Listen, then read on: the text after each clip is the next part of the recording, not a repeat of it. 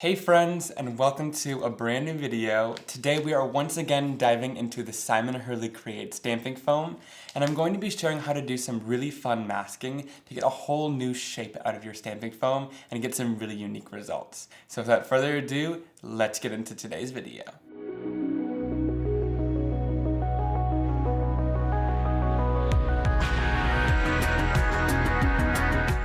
Alright, so like what I always recommend, I'm starting off today with one of the Simon Hurley Create acrylic blocks. You can use whatever acrylic block you'd like, but this one I find was made to just fit the stamping foam really well. So I'm going to take a little bit of my mint tape and create a couple little tape circles on the back. I've tried a couple different adhesives, and I found so far that this was the best way to go. Line it up here, and then adhere it down.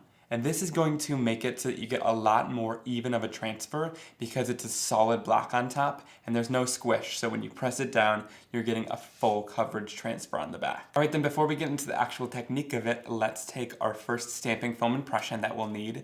So I'm gonna start off with a large Slimline flower die from Scrapper.com. I think this one's pretty cool.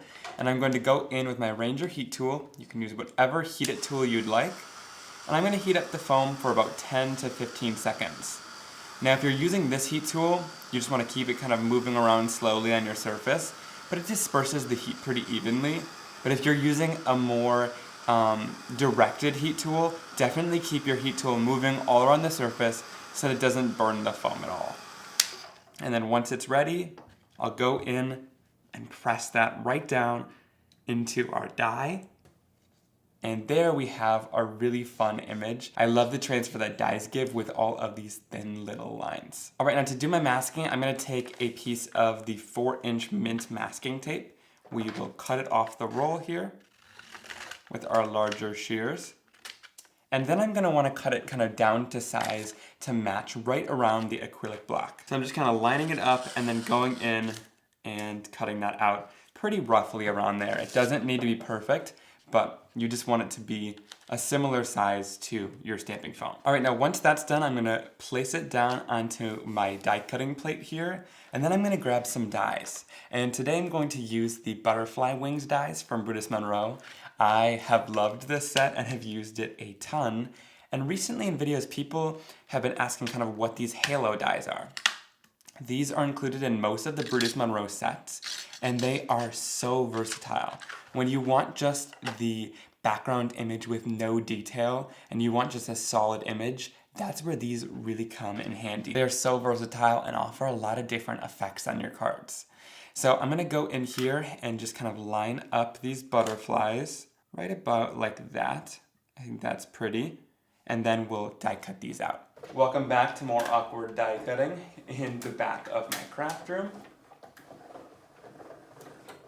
So then I can lift these off, and first off we get the butterfly masks themselves, which is super cool. So we get these two, and then we get the negative as well. Now we're bringing back in our stamping foam with the pattern on it, and then we'll go in with our butterflies, and we can place down our masks right down onto the stamping foam like this. Just give it a little bit of pressure so that it sticks nicely. And then we'll do the same thing with our other butterfly mask. And you can kind of let it hang off the edge since we had a little bit of overhang on the actual mask that we made. All right, so then I'm gonna go in with a couple of my Simon Hurley Create inks, and I'm just going to kind of swipe on my color like this. I do it in kind of a rubbing motion. That's going to allow you to get the most ink and color onto your surface and not get any harsh marks. I find that when you do the normal stamping, like pouncing up and down motion, you get a couple of harsh marks and it doesn't blend quite right. But this just allows you to go in and get a really nice blend of color when you rub your inks. Lastly, with a little bit of slippery when wet, we can kind of blend the color in between there and then bring it up a little bit higher and get into all those little detailed area of the masks as well. So then once we're ready, we can peel off our mask, starting off with our bottom one, and then right up there, and you'll see already we've got a nice negative space where those were now. All right, so I'm gonna bring in my fine mist spray bottle and just mist it from pretty far away. We don't want to mist it too much because we want the lines to stay pretty crisp. and then we'll bring it onto our stark white cardstock, and then we'll stamp it down onto our surface. Give it some good pressure so everything transfers, and there we have our finished result. It doesn't look like a ton right now, but I love the way that that is masked off on the surface there. So we can do a lot of fun things with those different butterfly windows. Now I'll go in and just quickly clean it off with a little bit of water. So we got one print out of this, but let me show you how to get kind of a 2-for-1 with this technique. So next I'm going to take the mask that is the negative portion. So it's got the outside with the butterflies being the blank where we can add ink, and I'm going to just adhere that down, and we'll place this guy in here just so we can place down this little tiny one perfectly, and then we can remove it out of there. And then we can do the same thing here. I'm going to bring in my ink pads, and you want to do it pretty carefully. These ones are a little bit more delicate since they have some corners and edges that you don't want to get inked.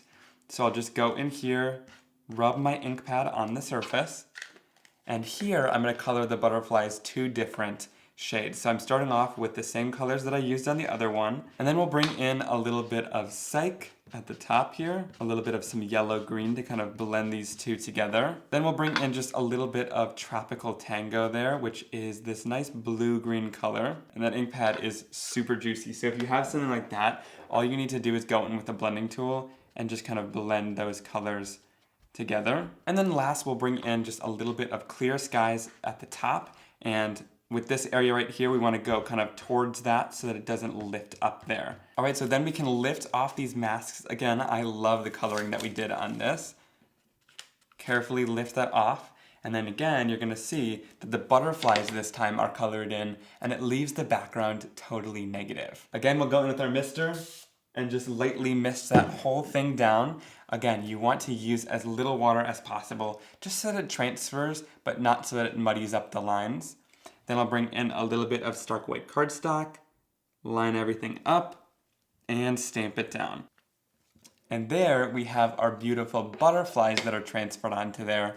And I love that we get that pattern. So it's not just like normal masking. You get that beautiful stamping foam pattern in there that you could usually get, but then you only get the certain areas colored that you want. So it's almost like a 2-for-1 deal, and we'll definitely step these up when we finish off the cards. Alright, so to finish this off and cut a straight border all the way around, you could of course use a die to do that, a rectangle die, but I like to go in just with my trimmer here, and I line up the edge of my stamping with this edge right here on my guide. And then that allows me to just go in and do it all the same on every single side, and you get an even border all the way around then, which is really nice and easy. So even if it's crooked, just line the crooked line up with the guide, and it'll make everything nice and straight too. So to pack a sparkly punch, I'm using the glitter cardstock set from Altenew. I love this one because it's got a gold and a silver and then a bunch of shades in between. And I love these in between shades. They're super sparkly but work really well for different kinds of cards. So then I'll go in with the butterfly dies. I'm going in with the details this time, and we'll go in, place these down, and then run it through our die cutting machine. Don't mind me just casually die cutting some butterflies back here. Alright, so then we'll just go in with our tweezers and lift these off the surface, and all those details pop out really nice and easily to give you these beautiful glittered butterflies. And I'm gonna add some adhesive right to the center of these butterflies and just a little bit outside the center, but I don't want to get all around the edges because I still want these butterflies to kind of pop up and have some dimension. So once that is got adhesive on it, I'm going to line these up right inside of their little masked off area. Alright, so I'm using the Hello sentiment from Flower Picking Friends because it's nice and small, and I'm going to go in with a little bit of anti-static powder tool. So I'll go in with some Versamark ink, which is a clear sticky ink, to ink up my image. Then we can stamp that right down, and then we'll bring in some white embossing powder, which I've finally restocked. Then we can go in and heat it till it's nice and bright white. I always make sure to close my white embossing powder so that dust and stuff doesn't get inside of it. And then also another tip is, with your anti-static powder tool, it kind of makes the cardstock a different color. but I just go in with kind of a dry microfiber cloth and clean that off, and it makes it nice and black again. All right, I've added the sentiment down, and there is our finished card. I love how this turned out to create that stamping foam background with all of that awesome flower texture in it, and then have those open spaces to really embellish it with these glitter die cuts is just so much fun, and it offers tons of new possibilities. All right, so I'm gonna bring a little bit of color in on the edge here. I'm using just a little bit of breakup blue for a really soft blue color coming in from the edges. I just want a little bit of color in here instead of leaving it just so stark white. And then for the sentiment on this one, I'm gonna go in with Lovely Lantanas. I love these encouraging sentiments, and I'm just gonna go in with the sentiment that says sending love. All right, to finish this one off, I just added that sending love sentiment right down onto the card, and I think it finishes it off really nicely. I love how it turned out with that little bit of blending around the edge, but then these really solid butterflies that are stamped with that stamping foam texture. And I love that we're able to get 2 cards out of 1 masking with the stamping foam. All right, let's move on into the next card. For this one, I'm using another scrap with a Slimline die. This one's got a cool kind of Moroccan pattern in it. I'm gonna again take my heat tool, and you can reuse the stamping foam, which is super cool. So in about 10 to 15 seconds, the old design is going to disappear, and it's going to become flat again like this.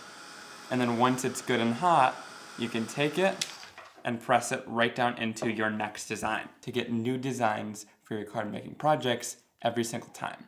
All right, now I'm going to again pull off a piece of that mint tape. We'll stick it down here to our stamping foam and cut it right alongside the size of our foam. And this time I'm using a stamp set with a coordinating die from Altenew called Scalloped Ornaments, and I'm going to take the coordinating die and we will place it onto here, and I'll leave just a little bit hanging off. Last time for the day, run it right through. All right, once that's all cut out, we can carefully go in and peel it off of our surface. All right, so I'm just gonna take this positive portion and we will mask it right down onto our project. You want to be careful to make sure that the image is kind of straight across here because we're going to be using the stamp in just a second. All right, and then we can go right in with some of our colors. I'm going to start off with a little bit of triple berry and start rubbing it along the surface here. Get into all these little details. You want to make sure you don't miss any of those. And then last but not least, we'll bring in a little bit of clear skies down right at the bottom. Get into all the minor details and blend the color upwards. All right, then I'll lift off my mask, and once again, it's masked off and it's got a white area wherever that mask was. Then I'm gonna go in and mist it down, stamp it down. All right, and that gives me that really beautiful stamped area again with that awesome texture of whatever image we pressed it into. All right, so now I'm going to keep the ink on the surface there. We want that still down. I'm going to reheat this so it becomes flat again. This might be a little bit confusing, but you guys will see why in just a second here. All right, so once that's done, I've grabbed the image from the stamp set. And you guys can see that this is not gonna stamp into here because it's reversed.